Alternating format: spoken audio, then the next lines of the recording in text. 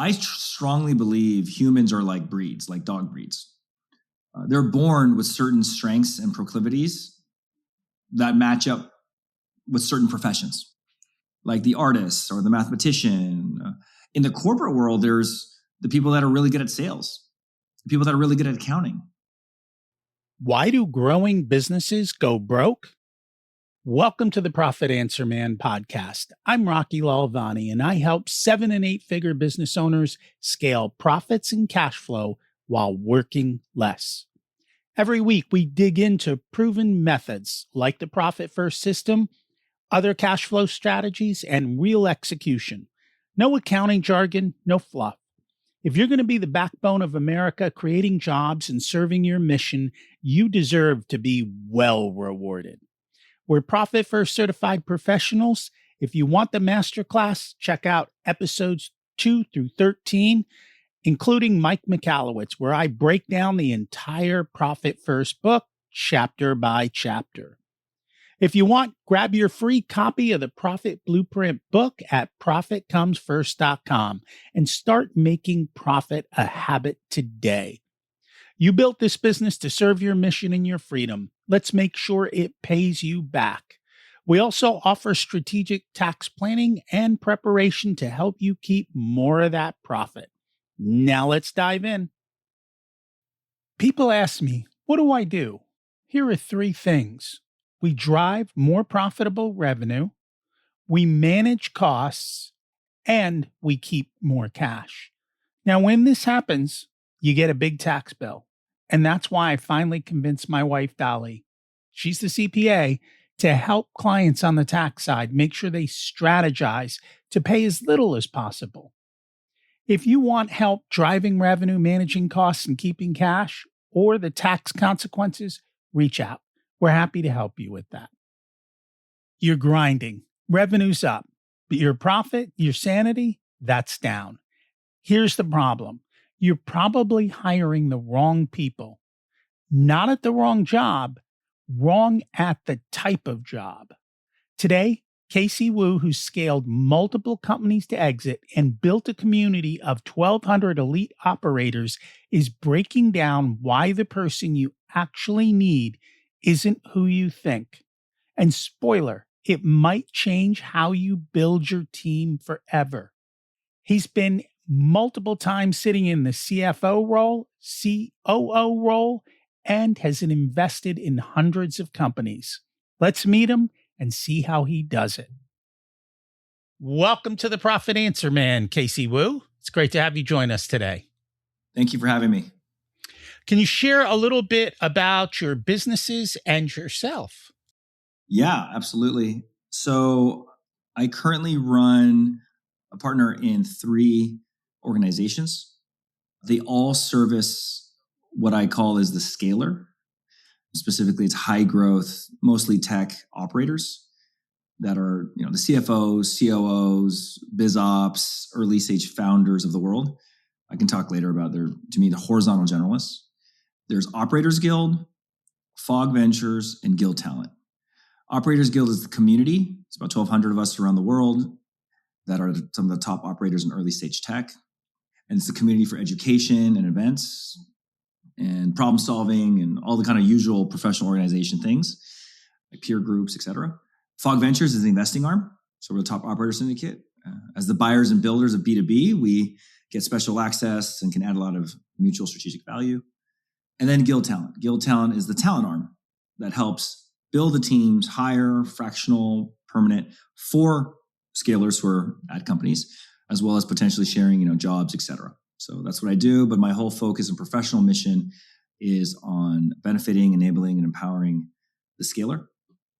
And I'm a proud dad of 3, and I live in the Bay Area. Nice. So just so everyone's on the same concept, when you say scaler, what do you really mean by scaler? Yeah, it's a term that I came up with because in the Operators Guild, it's an 11-year organization. I've personally interviewed over 1,200 operators one-on-one who have applied. So I'm the co-founder, and then now it's 1,200 members. And I started to realize there's a pattern. It took me 8 years, almost 9 years, to realize that I was not understanding what was happening. The Operators Guild is one of the few paid community organizations that has grown 100, 120x now organically, word of mouth. We don't have a sales team. We don't have, a marketing push. It's just people loving the group and telling others. So after a while, I was like, well, this is interesting. Look who's in the group. CFO. And so we're direct and above. So finance, CFO, COOs, VPs of ops, heads of biz ops, early stage founders, rev ops, strategy, chiefs of staff. And they all got along together, meaning we were not just doing chief of staff group or only COOs or only CFOs. But for some reason, these particularly 7 titles kept showing up and not going to other groups. And what I realized is we are not defined by our titles like other careers, like sales, marketing, legal. That's pretty good definition of what they do. In early stage, CFO, COO, chief of staff are all filler words for horizontal scaling. And so I collectively call us scalers, where our specialty is actually knowing a little bit about all the functions and building it and leveraging it together versus being any vertical specialist. And so that's who I call scalers. Out of curiosity, when you look at vertical specialists, what I tend to find in businesses is they become siloed. They're very good at their lane, and all their answers are perfect for their lane, but sales doesn't understand driving cash flow. And they don't even necessarily understand pricing, nor do they understand how to work with operations to make sure that we can actually deliver what they sold. It sounds like your group has people that are much broader spectrum that they can talk across all of those. Am I getting that right? Yeah, at any organization, you'll have the usual departments, silos, sales, marketing, product, engineering, legal, etc. But of course, I think the forgotten people are the ones who have to stitch it all together, work cross-functionally. Their titles at early stage, are the common 7, right? It's like rev ops, biz ops, chief of staff, CFO, COO, CEO.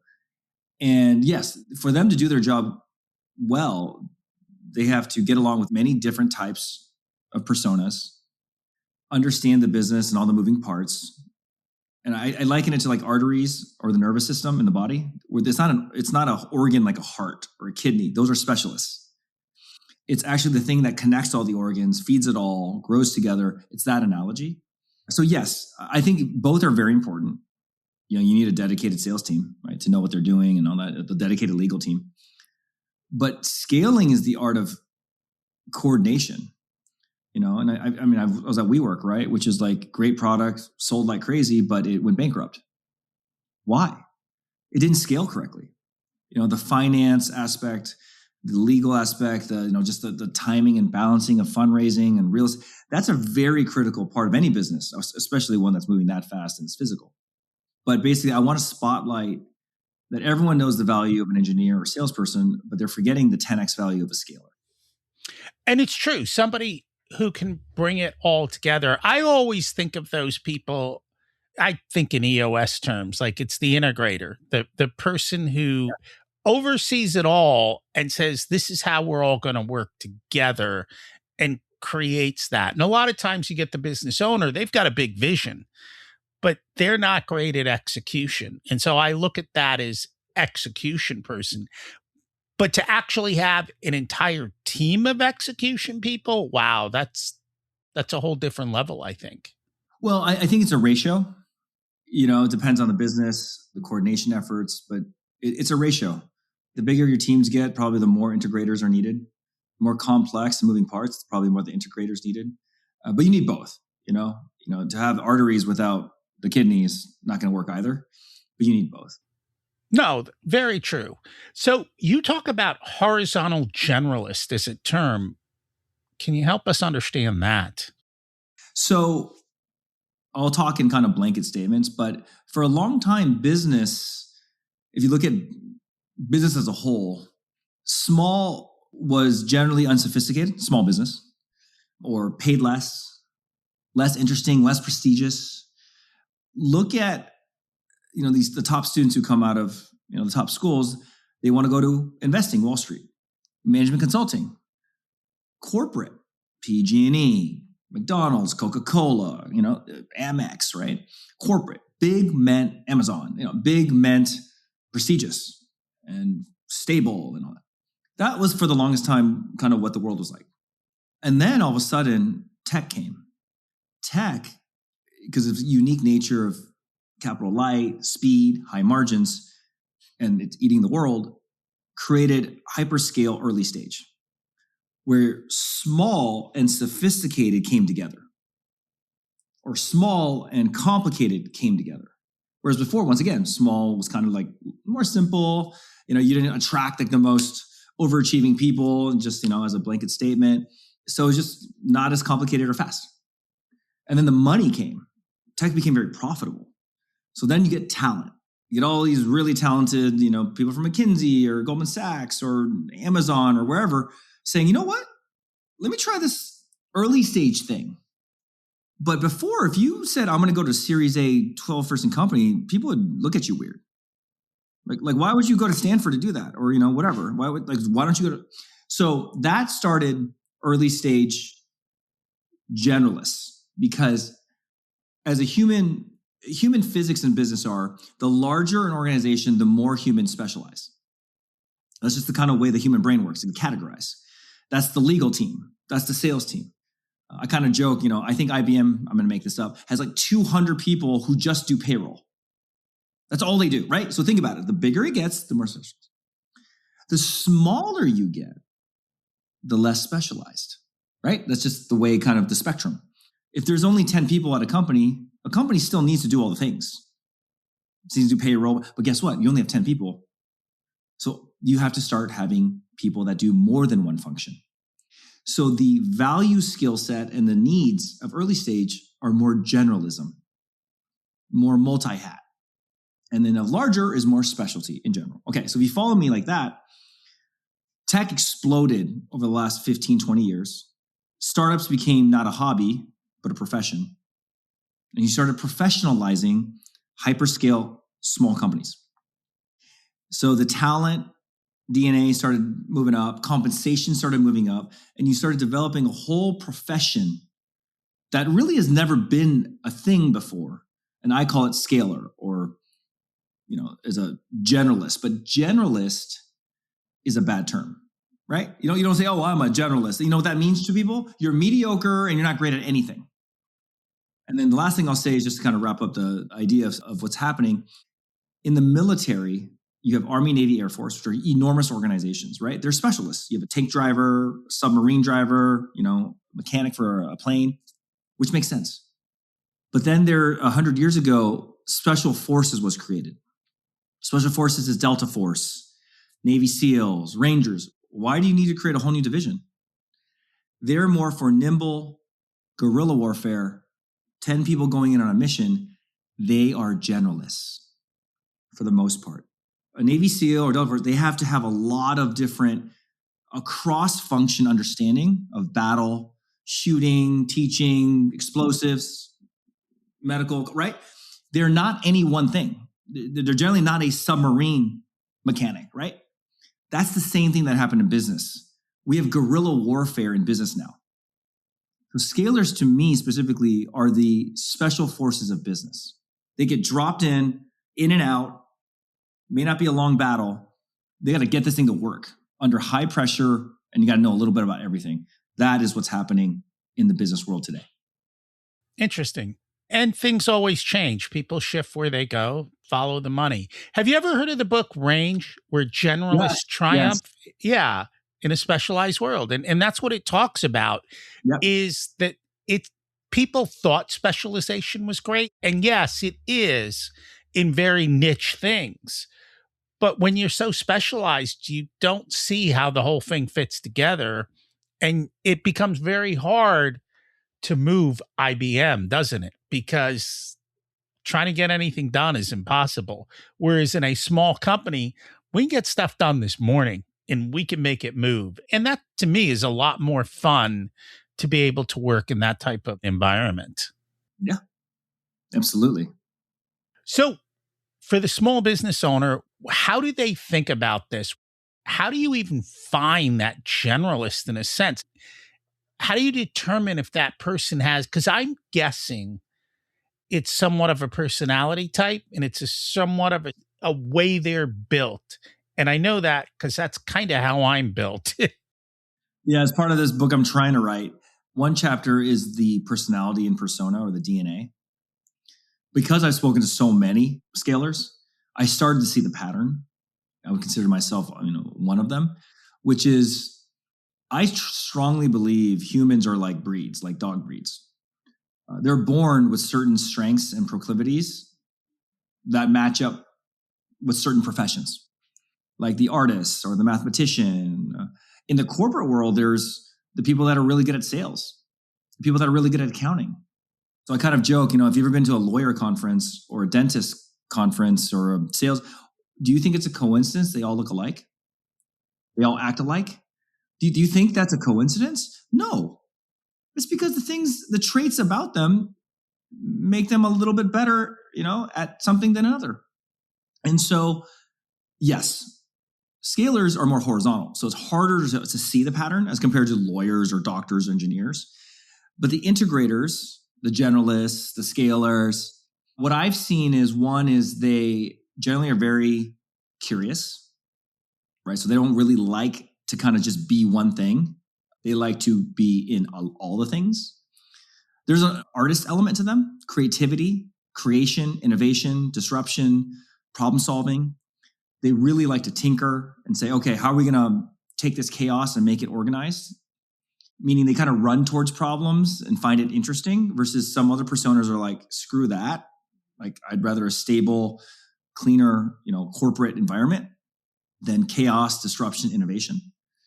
They're generally more risk seeking, though they're going to lean in more to risk.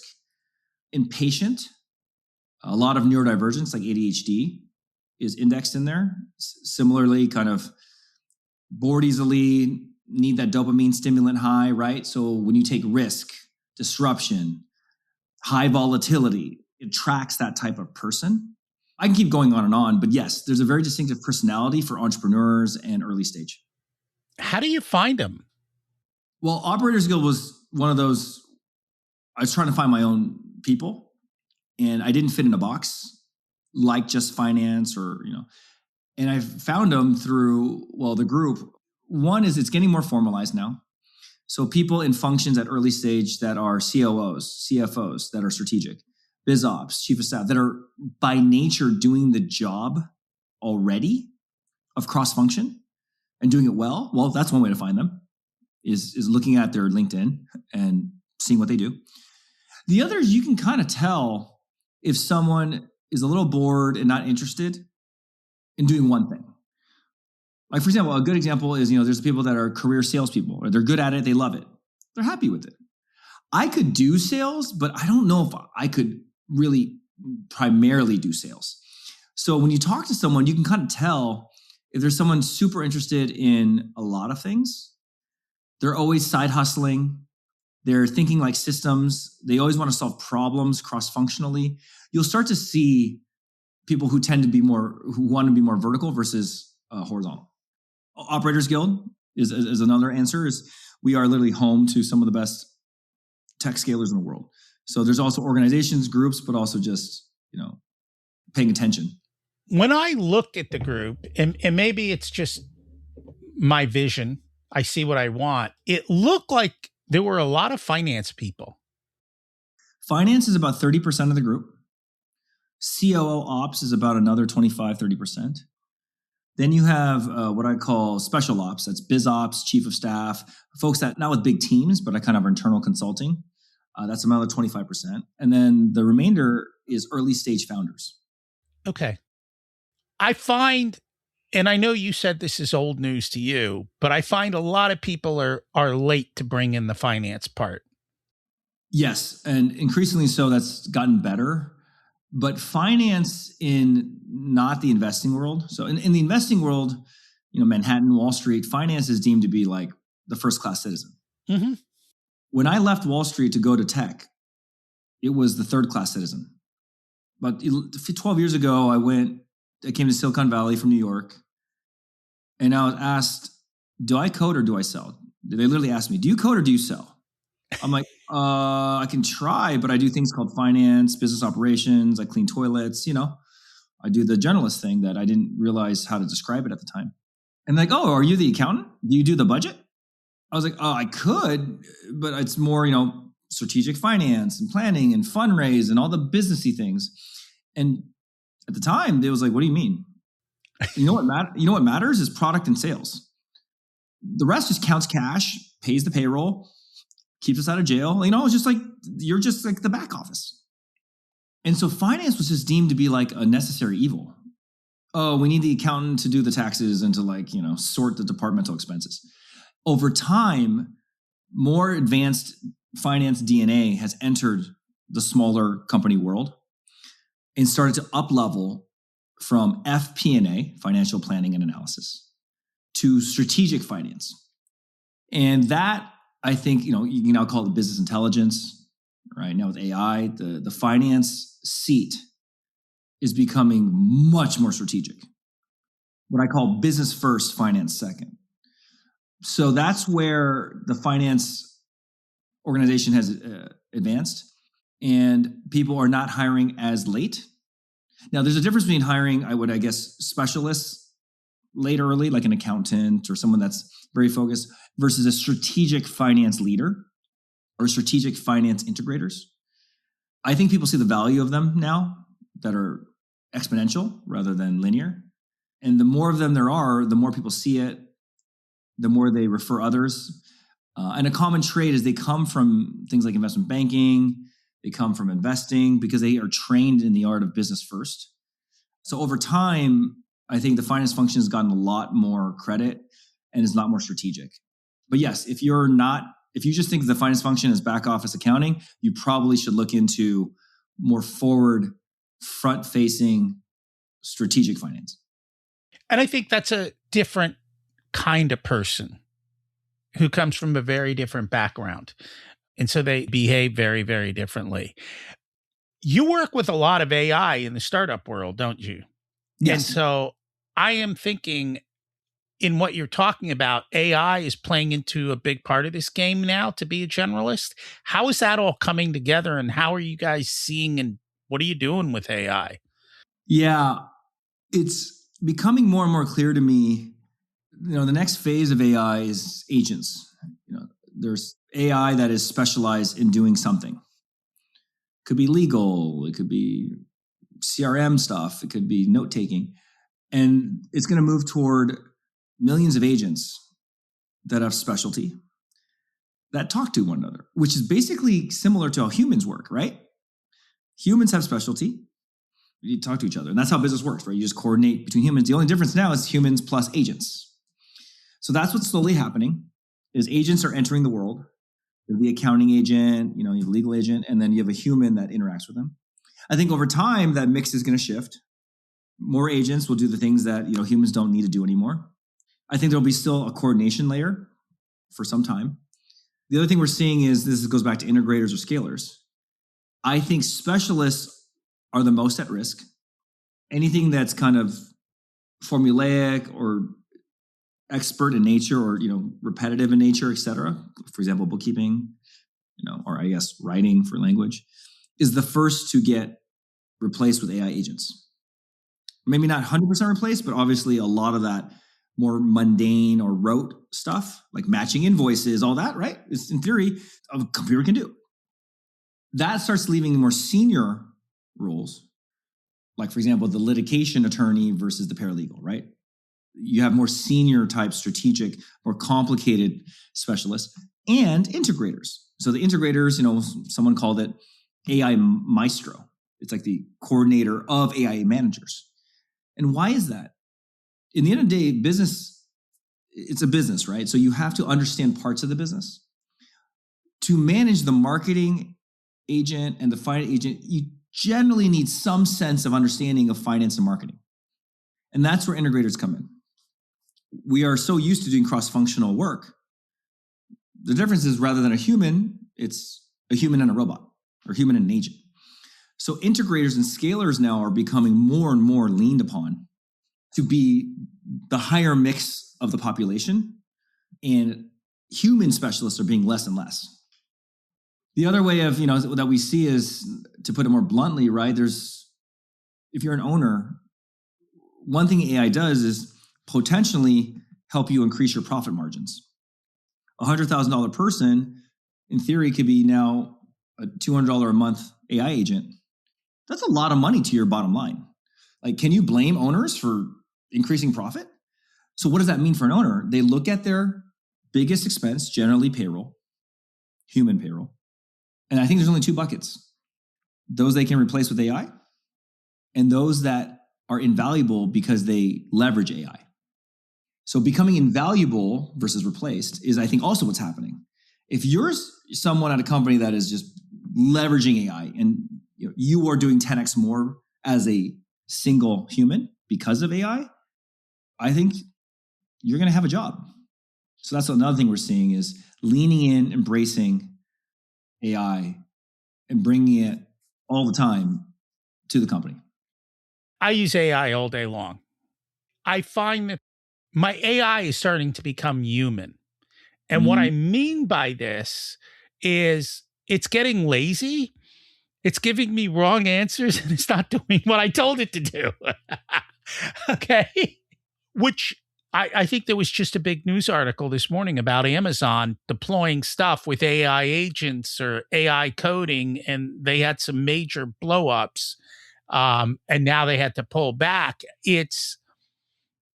I'm finding that you really have to know enough to challenge it, to ask it the right questions, to double check its work, to make sure that the things connected correctly. And even when it works once, it doesn't mean it's going to work correctly the next time. So you've got to build in kind of guardrails and systems. That's why I love when a person uses AI, because now I'm moving faster and I know enough.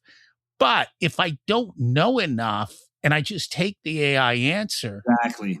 then we've got a problem. So it's moving faster than anything's ever moved. But at the same point, I think we're going to go through some major blowups of people moving a little too fast. Elon loves to move fast. That's Elon. He likes to blow things up. Other people struggle with that. I think, like any new anything, there's a trial and error process. I think the framework I've liked regarding AI is, you first have to, well, like anything, you have to understand the risk. For example, if it's AI for healthcare, meaning AI for warfare, you really need to slow down. Like, you really need to get that right. It's people's lives, right? If you're talking AI for project management, you can go a little faster. And I do believe you have to break stuff and learn to master something. So I do think that's the modulator, right? Is the risk of it being more. So I think businesses are leaning a little bit more forward with, like, try it and see.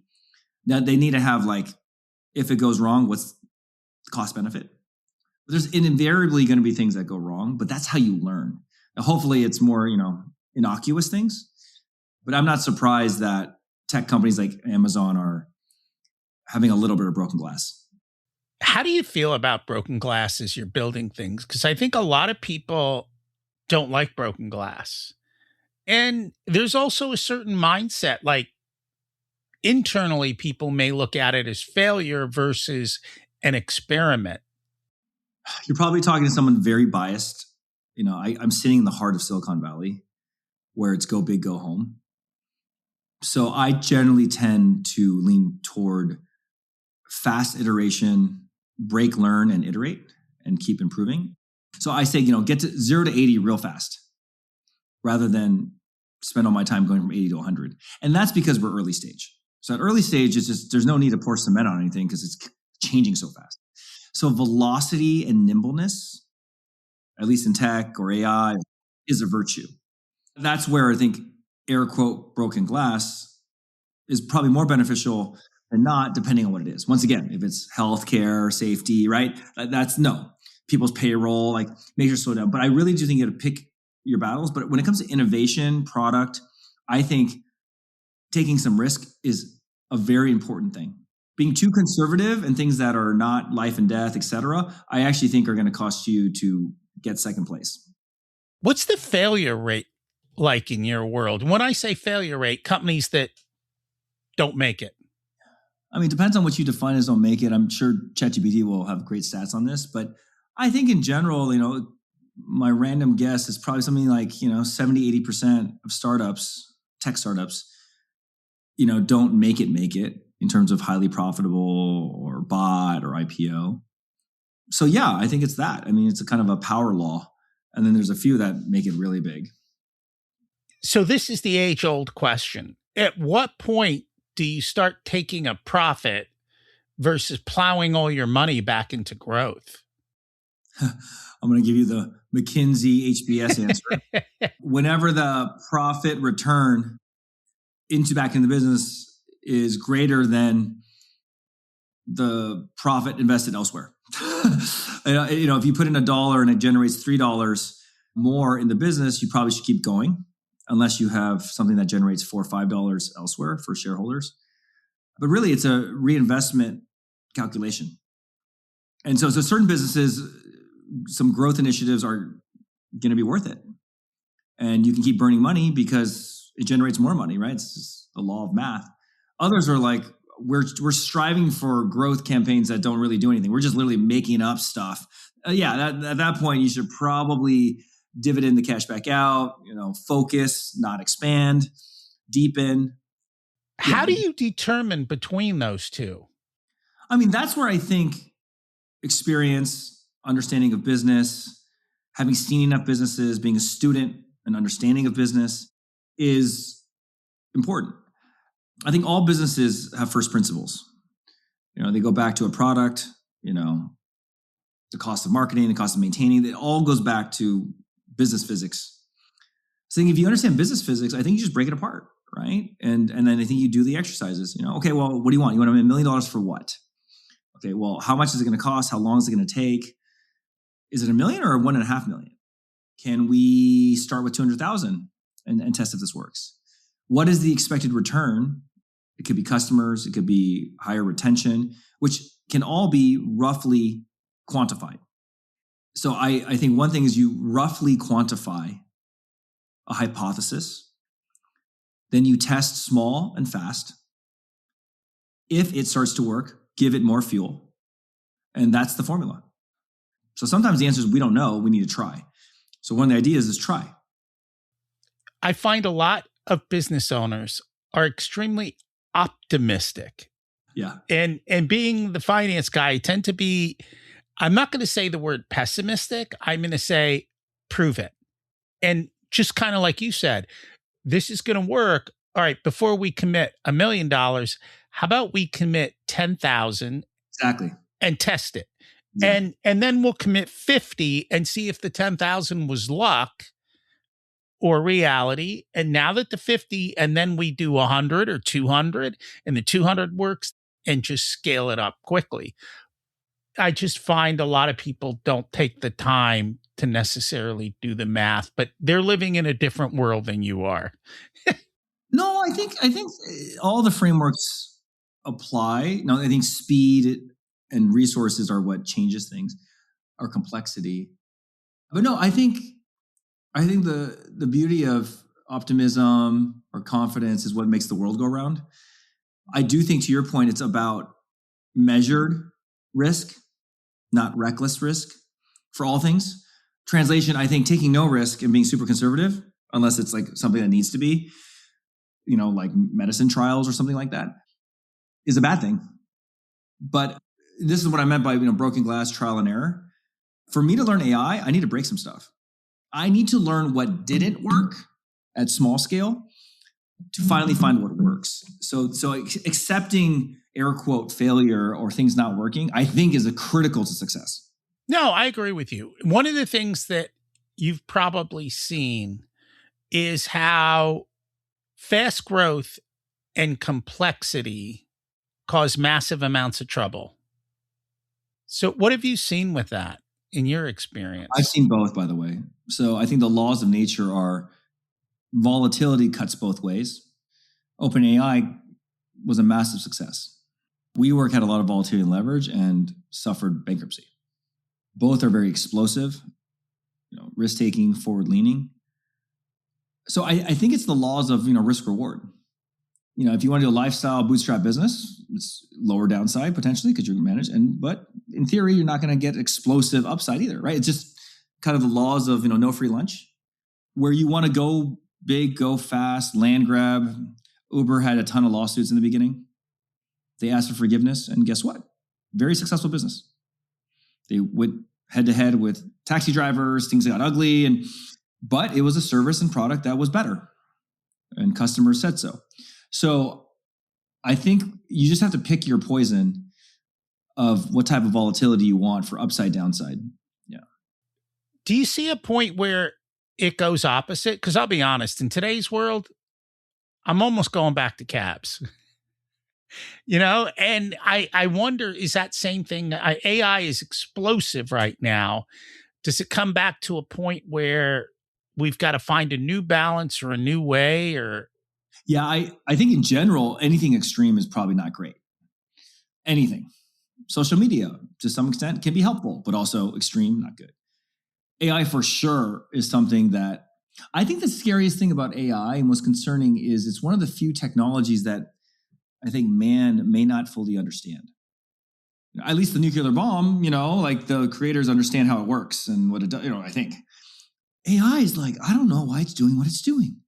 That is concerning. It's even hard to regulate something you don't understand how to regulate. And yes, so in that sense, I'm concerned that for every ethical, conservative, thoughtful player, there's someone that's not. And unfortunately, the incentive will be, well, if my opponent or enemy is going to take risks and try to get an advantage, shouldn't I? I don't want to be the second place player in a war game or or whatever, a business battle. That is the concern, is that the bad actors are going to push this probably farther than, faster than me. So I think there's definitely risks in the AI world of getting back to basics. But unfortunately, I think human incentive and the way things work and the way money, makes the world go around is that it's going to go faster and faster and faster because that's what the incentive is. Because the prize is so exponentially big. Oh, I think Mark Zuckerberg said it. He's like, the price of falling behind is far greater than overspending and keeping up. and they are overspending right now. There's no doubt about it. Is there anything you wanted to touch on we didn't get a chance to? I mean, no, I think, for me, I want to help all the scalers in the world, the people who build, the entrepreneurs who love the art of business and would love to help them any way I can, whether that's through the Community Operators Guild. Fog Ventures is our investing arm. So as the buyers and builders, we invest in some of the best B2B tech companies in the world at any stage. So we'd welcome any people that want to contribute to community, both investing, education, events, therapy. It's a love of the game, as you know. And yeah, that's it. It's just anywhere I can help personally, professionally, I'd love to, because I want to really sponsor the human breeds that love to build and have said, you know what, being a specialist or corporate is not my thing. And I want to scale things. Awesome. And we'll make sure to put all your contact info in the show notes. Thank you so much for joining us. Thank you for having me. So here's what we covered today. 1, the person who moves the needle in your business isn't the best specialist, it's your best generalist. Wearing many hats. 2, when you're deciding between growth and profit, it comes down to business physics, not gut feel. You have to test small, measure, and then scale. And 3, AI isn't replacing your people. It's replacing the people who don't leverage it. You've got to put it all together. Now, if you're sitting here thinking, I need help figuring this all out, including my numbers, my cash flow, my profit strategy, and how this works in my company, that's literally what I do. We work with you to build that strategy and help you execute and take action based on the numbers, not gut feeling. I work with business owners just like you to turn revenue into actual cash in their pocket. If you're looking to belong to a network of elite operators, get strategic investment, or tap into the minds of people who've scaled companies the right way, that's where Casey comes in. Check out his stuff and the programs that he is part of. Bottom line, you need both. You need someone watching your finances and someone who operates and knows how to scale. Tired of scaling and growing beyond your cash? Ready to end the cash flow roller coaster and build real wealth inside and outside your business? We should talk. I serve 7 and 8 figure mission driven business owners increase their profit and cash flow while working less. We help you build the businesses that run without you so you work less and make more. Book your discovery call today. There's a link in the show notes. You'll work directly with me as your chief profitability officer.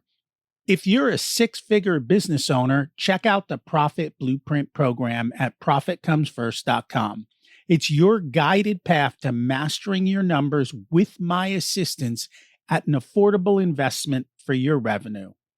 Check out my other podcast, Richer Soul. It covers leading yourself and building the ultimate life in business.